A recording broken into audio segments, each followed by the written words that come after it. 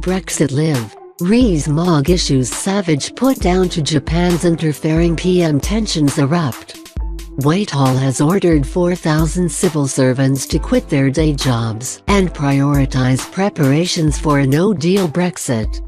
Officials that work across 5 departments such as education, justice and welfare are among thousands of staff being told to take up new roles within a matter of weeks as the March 29th cut-off date for when Britain could crash out of the EU without a deal draws ever closer. None of the civil servants are being replaced, and the intense period of planning and preparation is expected to last 6 months.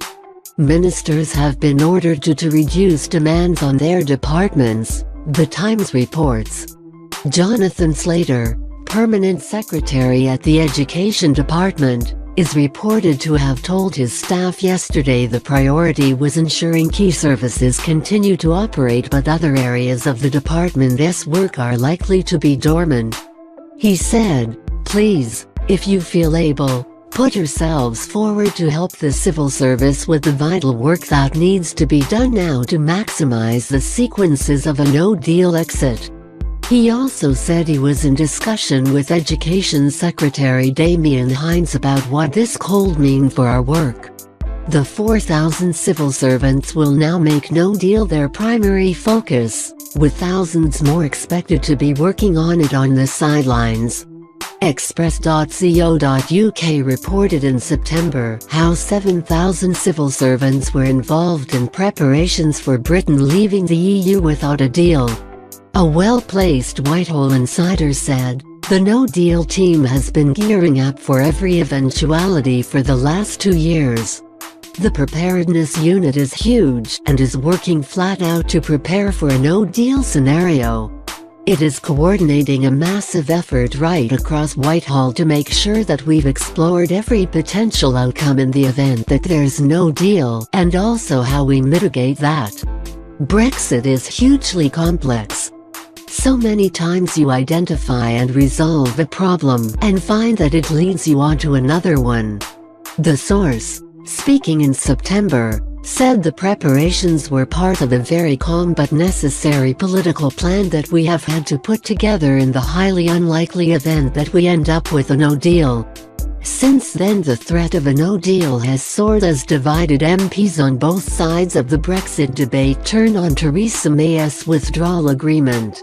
Yesterday, 3 ministers warned of the consequences of a no-deal Brexit. During the second day of debates about the withdrawal agreement, Environment Secretary Michael Gove warned of economic turbulence should MPs reject Prime Minister Theresa May's deal at Tuesday's crunch meaningful vote. The latest developments come as a row erupted between arch-Brexiteer Jacob Rees-Mogg and Japan PM Shinzo Abe. Mr. Rees-Mogg issued a stern rebuke to the world leader after he sounded a no-deal warning on his visit to the UK. Meanwhile, Speaker John Bercow has confirmed security outside Parliament was being increased as a result of concerns over the abusive behaviour of protesters in recent weeks. The vast majority of Labour members want the party to campaign for a new Brexit referendum if hopes of an early general election are extinguished. Veteran politician and former party deputy leader Roy Hattersley is said to say. Lord Hattersley, who was a minister in the Wilson and Callaghan governments, will declare his support for the People's Vote campaign in a speech in Sheffield on Saturday. The former Deputy Labour Party leader is expected to urge Jeremy Corbyn to put out of his mind all the outdated nonsense about a socialist economy being impossible in Europe. Speaking alongside Labour former Cabinet Minister Dame Margaret Beckett and Liberal Democrat leader Sir Vince Cable, Lord Hattersley will say there is no conceivable deal which is remotely as beneficial to Great Britain as full membership of the European Union. The 86-year-old has previously said leaving the European Union will be a disaster. Lord Hattersley will say, Jeremy Corbyn promised the party that policy would be made by the membership. conference resolutions would, he said, be implemented. That means he must, difficult as it may be, put out of his mind all the outdated nonsense about a socialist economy being impossible in Europe. The vast majority of party members now expect that when the hope of an early general election is extinguished, Labour will campaign for a people's vote. Ministers are urging Theresa May to beg for help from Labour leader Jeremy Corbyn if Parliament blocks her Brexit deal next week. A group of mainly pro-European ministers want May to invite the opposition Labour Party leader to meet her for negotiations in the hope of agreeing a joint plan, according to people familiar with the matter. Mr. May will ask Parliament to approve the divorce terms she has negotiated with the European Union on January 15. With the Tories reliant on a deal with the Democratic Unionist Party, which has already vowed to vote her proposals down to prop up her government, Mrs. May's chances of getting her proposals through the House of Commons look extremely slim, especially given the levels of opposition in her own party. 6 cabinet ministers and 2 other ministers want May to find the votes she needs to get her exit deal through Parliament from the official opposition Labour Party, according to people familiar with the matter. 2 ministers speaking on condition of anonymity told Bloomberg Mrs. May should make a formal direct approach to Mr. Corbyn himself.